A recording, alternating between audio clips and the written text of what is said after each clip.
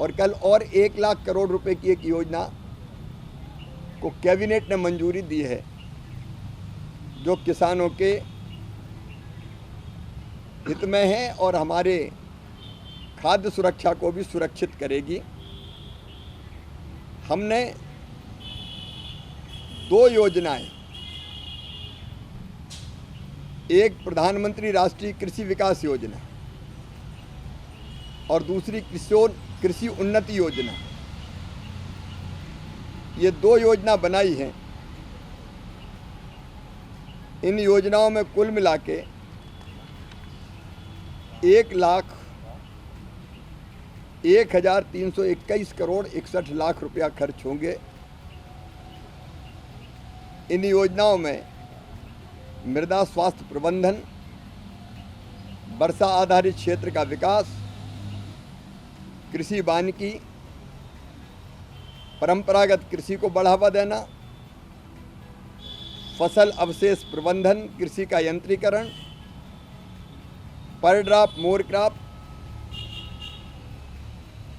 Crop diversification, फसल विविधीकरण, कृषि के स्टार्टअप्स के लिए निधि, ये सब चीज़ें प्रधानमंत्री राष्ट्रीय कृषि विकास योजना के अंतर्गत।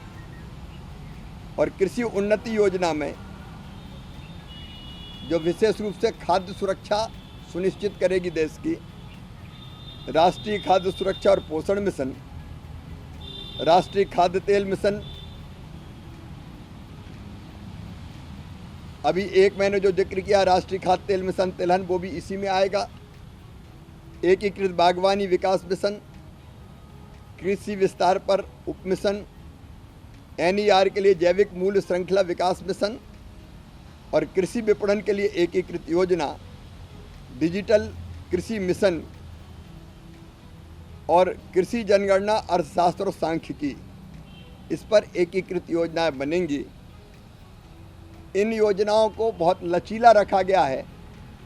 पहले ये होता था कि केंद्र सरकार को योजना बना देती थी और सब राज्यों से कहती थी एक साथ एक जैसी लागू करो, लेकिन जो चीज़ असम में लागू होती है वो गुजरात में लागू नहीं होती। इसलिए राज्यों के ऊपर ये छोड़ा गया है कि वो जिस भी योजना को उपयोगी समझते हो अपने राज्य की आवश्यकता के हिसाब से वो उसको चुन सकते हैं।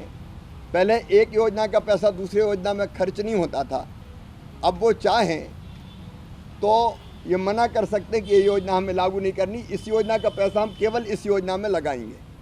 तो उनको ये स्वतंत्रता है कि जो चीज़ उनके लिए उपयोगी होगी, जो योजना, वो उसमें ज़्यादा पैसा लगा सकेंगे। और स्वीकृति भी इन सब चीज़ों की एक साथ हो जाएगी, नहीं हर योजना के लिए अलग अलग जाना पड़ता था।